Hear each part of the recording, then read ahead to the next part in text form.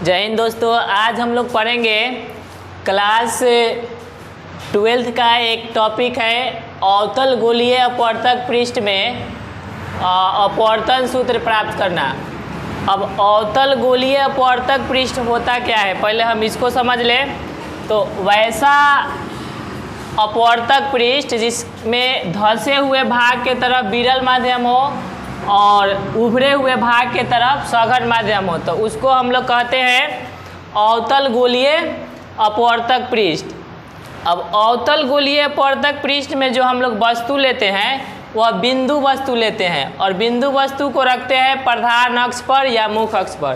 तो प्रधान अक्ष पर एक वस्तु को लिया गया है जिसका नाम O है और O से एक किरण को भेजा गया है अपवर्तक पृष्ठ पर।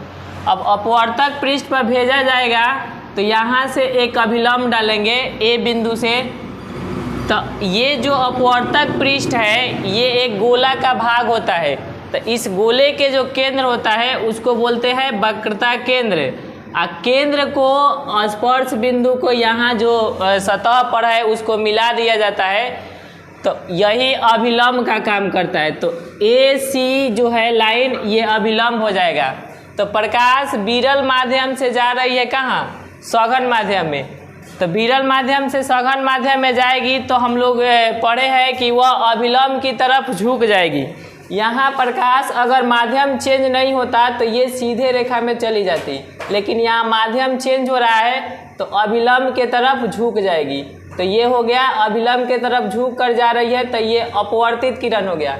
तो ये अपवर्तित किरण और एक ये लाइन अपवर्तित किरण होगा, प्रधान अक्ष या मुख्य अक्ष।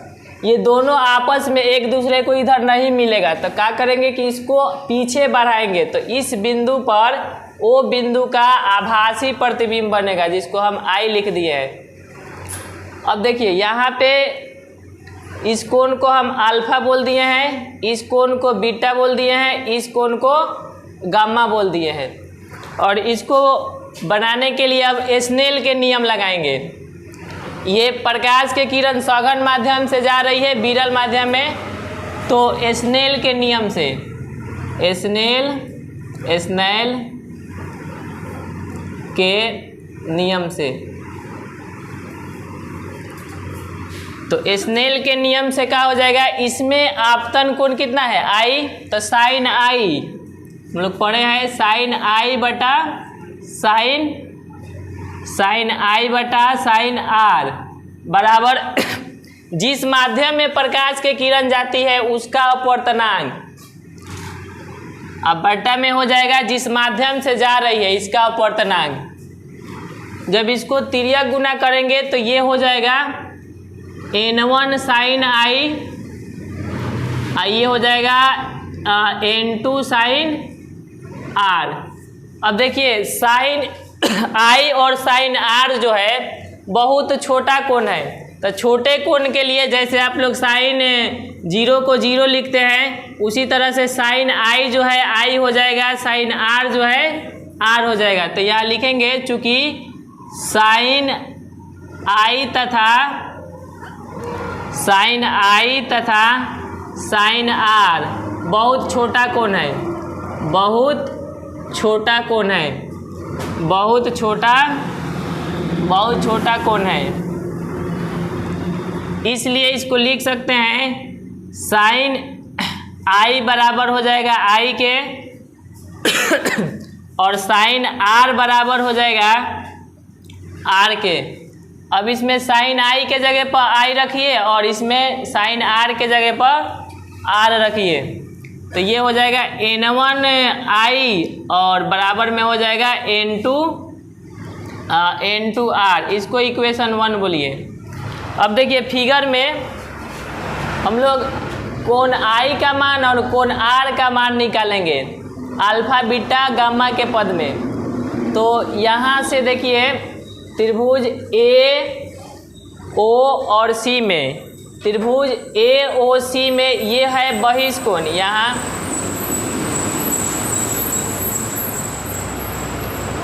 त्रिभुज AOC में, तो ये हो गया अल्फा कोण है और ये पूरा कोण जो है आई है, इस यहाँ पे आई है और ये गामा है। तो बहिष्कोण जो होता है अपने अभिमुख अंतः कोण के योगफल के बराबर होता है। तो कोण ये अल्फा बराबर हो जाएगा, अल्फा बराबर हो जाएगा कोण आई प्लस गामा बराबर हो जाएगा कोण आई प्लस कोण अल्फा। और यहाँ से आई का मान निकालेंगे तो ये माइनस में हो जाएगा, अल्फा माइनस गामा बराबर हो जाएगा आई के। तो यहाँ बहिष्कोण से हम लोग इसको लिखेंगे, बहिष्कोण से यानी त्रिभुज AOC में, त्रिभुज AOC में ये गामा जो होगा बराबर हो जाएगा कोण R प्लस कोण अल्फा के। और हमको कोण R निकालना है तो इसको इधर भेज देंगे तो कोण R बराबर हो जाएगा ये गामा माइनस अल्फा। अब उसी तरह से इस त्रिभुज में देखिए, त्रिभुज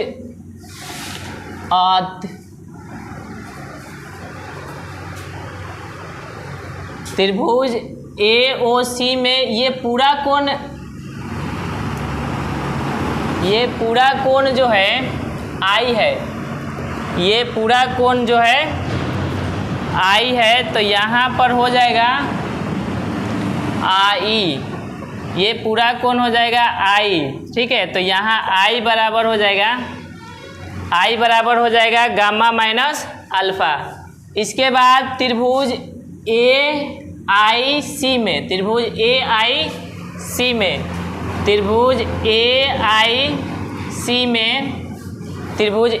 AIC में ये बहिष्कोण कोण गामा बराबर हो जाएगा कोण बीटा प्लस कोण आर के, बीटा प्लस कोण आर के। और आर का मान निकालना है, इसको इधर भेजिए तो कोण आर बराबर हो जाएगा गामा माइनस बीटा, कोण गामा माइनस कोण बीटा। फिर से एक बार देख लेते हैं, त्रिभुज AOC में ये पूरा कोण आई है और ये अल्फा है और ये है गामा। तो गामा बराबर हो जाएगा कोण आई प्लस कोण अल्फा के, ठीक है, बहिष्कोण से। और फिर त्रिभुज AIC में, तो AIC में ये बहिष्कोण हो गया तो ये गामा बराबर हो जाएगा बीटा प्लस में हो जाएगा आर, ये अपवर्तन कोण है, ये अपतन कोण है आर के। और इस समीकरण में आई और आर के मान रख देंगे तो आई का मान कितना है, आई का मान है यहाँ पे गामा माइनस अल्फा। तो ये हो जाएगा N1 समीकरण 1 से, समीकरण 1 से ये हो जाएगा N1 और आई के जगह पे लिखेंगे गामा माइनस ये अल्फा हो जाएगा, बराबर हो जाएगा ये N2 और R के जगह पे लिखेंगे बीटा, कोण बीटा प्लस कोण बीटा प्लस कोण हो जाएगा ये, नहीं R के जगह पे यहाँ कोण गामा माइनस कोण बीटा, ये गामा है और ये कोण R था, ये गामा था। अब क्या करिए, इसको गुना कर दीजिए। तो ये गुना जब करेंगे तो ये हो जाएगा N1 गामा और माइनस N1 अल्फा, ये हो जाएगा N2 गामा और माइनस हो जाएगा N2 बीटा। अब यहाँ लिखेंगे चूँकि अल्फा बीटा और गामा बहुत छोटा कोण है, बहुत छोटा कोण है, तो अल्फ़ा बराबर हो जाएगा 10 अल्फ़ा के और बीटा बराबर हो जाएगा 10 बीटा के और गामा बराबर हो जाएगा 10 गामा के। अब यहाँ पे अल्फ़ा बीटा गामा के जगह पे हम लोग 10 अल्फ़ा 10 बीटा 10 गामा रखेंगे, तो ये N1 हो जाएगा।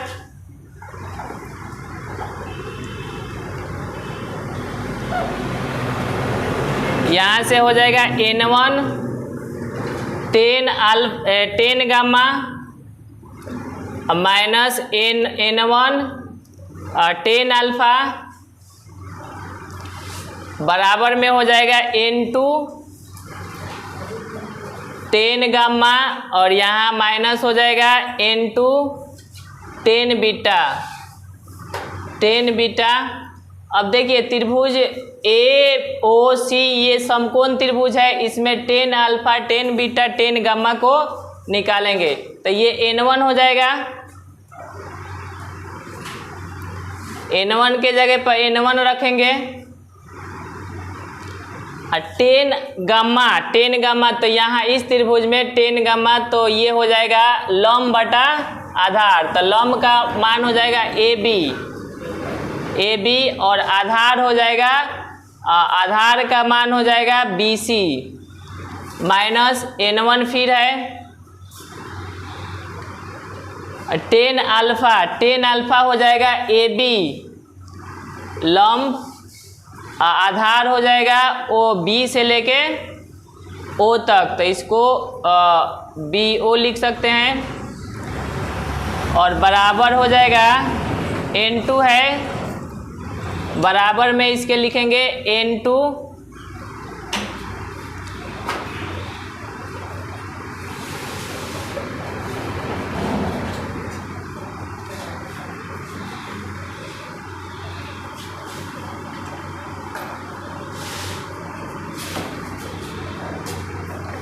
यही लिखते हैं, ये N1 हो जाएगा और 10 अल्फ़ा के जगह पे हो जाएगा AB अब बटा BC AB बटा BC और माइनस N1 फिर 10 अल्फ़ा हो जाएगा AB 10 अल्फ़ा हो जाएगा AB अब बटा आधार हो जाएगा ये OC 10 अल्फ़ा, उसके बाद बराबर में लिखेंगे N2 और 10 गामा, तो 10 गामा हो जाएगा 10 गामा हो जाएगा AB अब बट्टा में हो जाएगा BC और माइनस N2 10 बीटा, तो N2 हो जाएगा और 10 बीटा को लिख सकते हैं AB बटा BI AB बटा BI। देखिए फिर से ये 10 अल्फ़ा इस त्रिभुज में ABC में ये समकोण त्रिभुज है, 10 थीटा होता है लंब बटा आधार, तो लंब का काम करेगा AB और आधार का काम करेगा BC, तो ये हो गया AB बटा BC। उसके बाद 10 अल्फ़ा, तो 10 अल्फ़ा यहाँ है तो AOB में 10 अल्फ़ा निकालेंगे तो लंब का काम करेगा AB और आधार का काम करेगा BO, तो ये हो गया AB बटा हो जाएगा AB बटा हो जाएगा OB। उसके बाद हो गया 10 गामा, तो 10 गामा यहाँ है तो 10 गामा हो जाएगा AB बटा BC ठीक है, माइनस हो जाएगा फिर N2 10 बीटा, तो 10 बीटा हो जाएगा AB बटा BI ये ठीक है। अब देखिए सब में AB है, सब में ऊपर, तो एक कॉमन लेके काटेंगे तो कट जाएगा, यहाँ बचेगा N1 बटा BC और यहाँ बच जाएगा N1 बटा OB और इधर बच जाएगा N2 बटा BC और इधर बच जाएगा माइनस N2 बटा BI।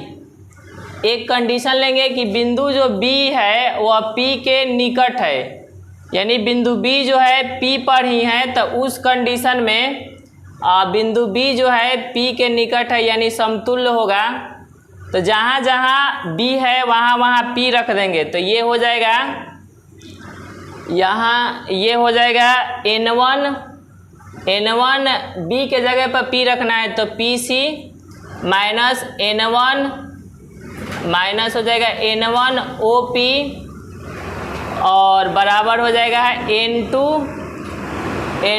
PC और माइनस हो जाएगा N2 BI के जगह पर P हो जाएगा तो PI। अब देखिए बोर्ड पर देखिए, यहाँ थोड़ा सा साफ करते हैं।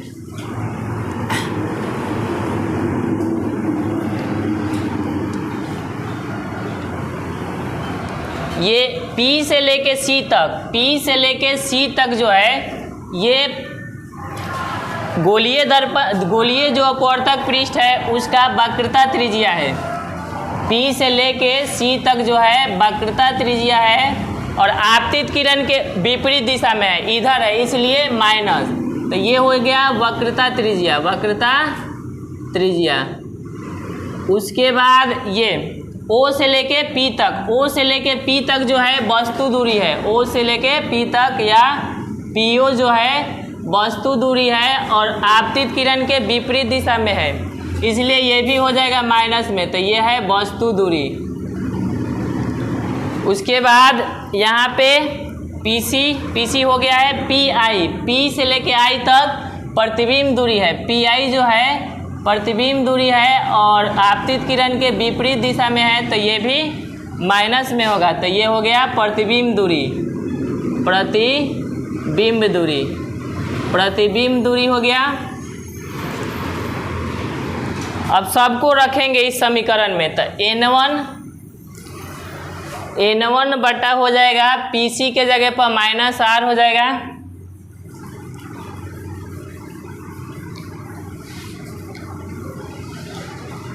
PC ये इसमें N1 बटा माइनस R और माइनस N1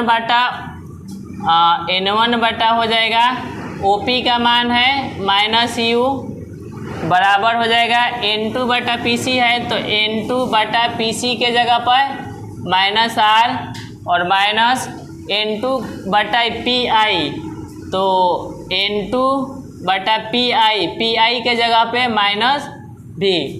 अब देखिए ये माइनस हो जाएगा प्लस, तो ये हो गया N1 माइनस N1 बटा R और प्लस N1 बटा U और ये हो जाएगा माइनस N2 बटा R और ये माइनस हो जाएगा प्लस, तो ये हो जाएगा N2 बटा V।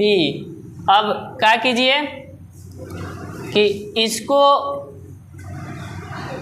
इसको भेजिए उधर, तो ये हो जाएगा माइनस N1 बटा R और इसको लाइए इधर, तो ये हो जाएगा प्लस N2 बटा R बराबर में हो जाएगा N2 बटा VI प्लस है, उधर जाएगा तो माइनस हो जाएगा, तो N1 बटा U हो जाएगा।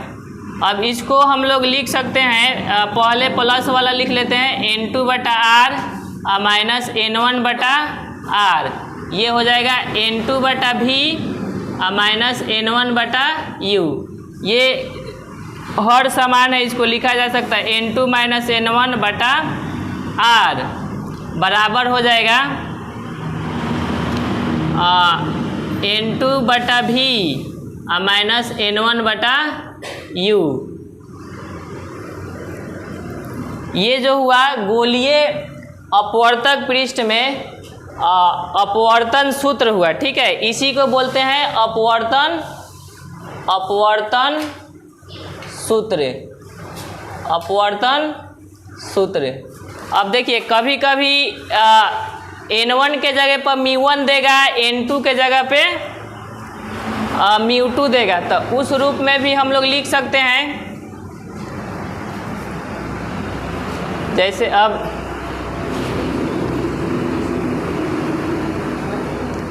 अगर क्वेश्चन में दे दिया N1 के जगह पे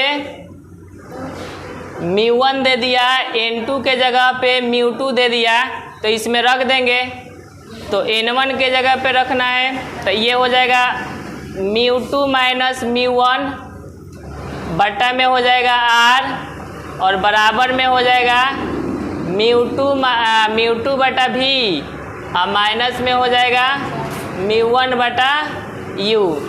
तो ये भी सूत्र हो जाता है, केवल अंतर है अपवर्तनांक को μ से भी सूचित करते हैं और n से भी सूचित करते हैं। तो ये भी अपवर्तन सूत्र हुआ, अपवर्तन सूत्र। अब देखिए यहाँ पे प्रकाश को भेजा गया था विरल माध्यम से सघन माध्यम में। अगर प्रकाश सघन माध्यम से विरल माध्यम में आती तब यहाँ पे क्या चेंज करना है, n2 के जगह पे n1 कर देना है, n2 के जगह पे n1 कर देना है और n1 के जगह पे n2 कर देना है। अगर प्रकाश सघन माध्यम से विरल माध्यम में आती तो उस कंडीशन में क्या होता, प्रकाश जब सघन माध्यम से विरल माध्यम में आती, जब प्रकाश सघन माध्यम से विरल माध्यम में प्रवेश करती, विरल माध्यम में प्रवेश करती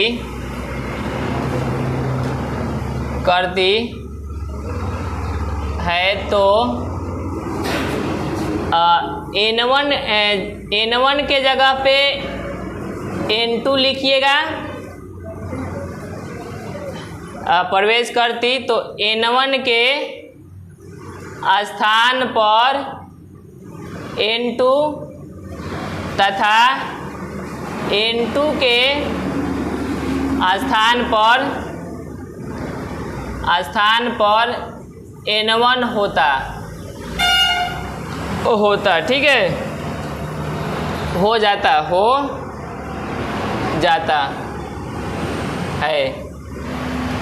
है। तो देखिए जहाँ n2 है वहाँ लिखिए n1 माइनस n2 बट्टा में हो जाएगा r बराबर यहाँ n1 बट्टा में भी ही रहेगा माइनस यहाँ हो जाएगा n2 बट्टा में u ही रहेगा। तो ये हो गया सघन से जब विरल माध्यम में प्रकाश प्रवेश करती तो उसका अपवर्तन सूत्र हो गया, अपवर्तन सूत्र हो जाएगा n1 माइनस n2 बटा r बराबर हो जाएगा n1 बटा v माइनस n2 बटा u प्रतिबिंब दूरी है, u वस्तु दूरी है, v प्रतिबिंब दूरी है और r जो है ये गोलीय पृष्ठ का त्रिज्या है। अब देखो कंडीशन का लेना है, वस्तु को रखें विरल माध्यम में रखे हैं तो प्रवेश करेगा उससे आपतित किरण सघन माध्यम में, तो सघन माध्यम में वस्तु का प्रतिबिंब बनेगा या उधर प्रतिबिंब ना बनेगा, अपवर्तित किरण फैलने लगेगा तो विरल माध्यम में बनेगा। तो जिस माध्यम में प्रतिबिंब बनता है उसका अपवर्तनांक ये n1 हो गया, ये n2 हो गया बटा u। इसमें बनाने के लिए टारगेट लेके यही चलना है कि पहले फिगर बनाएंगे, फिगर बनाने के बाद स्नेल के नियम लगाएंगे। तो स्नेल के नियम बताए थे कि जिस माध्यम से प्रकाश की किरण चल रही है उसका साइन आई अर्थात उसका जाया उसी माध्यम का कितना अपवर्तनांक है। जैसे विरल माध्यम का अपवर्तनांक कितना था, n1 था, तो यहाँ हो जाता sign I n1 sign are बराबर इसका अपवर्तनांक कितना था n2, तो इसमें कोण कितना बना, तो n2 साइन आर हो जाता। तो ये स्नेल के नियम लगाने के बाद तीसरा स्टेप करते कि ये साइन आई और साइन आर बहुते स्मॉल कोण है, बहुत छोटा कोण है, तो उस कंडीशन में साइन आई का मान आई के बराबर होगा और साइन आर का मान आर के बराबर होगा। फिर इक्वेशन में रखते, यहाँ पे रख देते तो n1 आर हो जाता, बराबर में हो जाता n2 आर। अब टारगेट दूसरा का रहता है कि इसमें आई का मान और आर का मान निकाले। और आई और आर का मान निकालने के लिए ये पूरा कोण कितना था, आई था।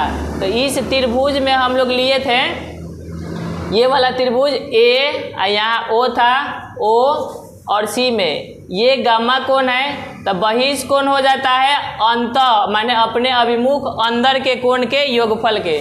तो बहिष कोण लगाएंगे, उसके बाद फिर इक्वेशन में रख देते, यहाँ पे रख देते आई के मान और आर के मान। चूँकि कल हम लोग देखे कि जितना स्मॉल कोण होता है, साइन थीटा हो, टेन थीटा हो, कॉस थीटा हो, ये सब थीटा के बराबर होगा। तो इसके अपोजिट भी आई जो होगा, अल्फा होगा, चाहे बीटा होगा, चाहे गामा होगा, ये सब 10 में लेंगे तो 10 अल्फा, 10 बीटा, 10 गामा के बराबर होगा। इसके बाद 10 थीटा का सूत्र हम लोग पढ़े, लंब बटा आधार, समकोण त्रिभुज। इसमें देखेंगे कौन कौन समकोण त्रिभुज है, लगाएंगे alpha beta gamma, 10 alpha beta gamma का मान ज्ञात कर लेंगे। उसके बाद समीकरण में रखेंगे।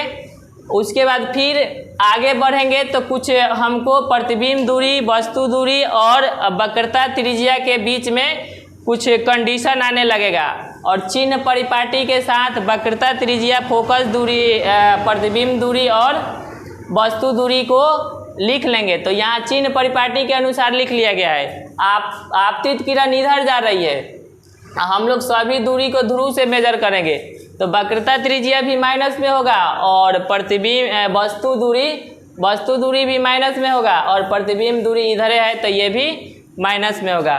फिर क्या करेंगे, उसको रीअरेंज करके इक्वेशन में रखेंगे और हल करेंगे तो एक नया समीकरण प्राप्त होगा ये, और इसी को कहते हैं अपवर्तन सूत्र। अगर वस्तु विरल माध्यम से सघन माध्यम में जा रही है तो ये अपवर्तन सूत्र, अगर वस्तु सघन माध्यम से विरल माध्यम में आ रही है तो ये अपवर्तन सूत्र। एक बार आप लोग इसको पुनः बनाइएगा और फिर अगले क्लास में हम लोग उत्तल गोलीय अपवर्तक पृष्ठ से अपवर्तन सूत्र प्राप्त करेंगे। तब तक ले जय हिंद।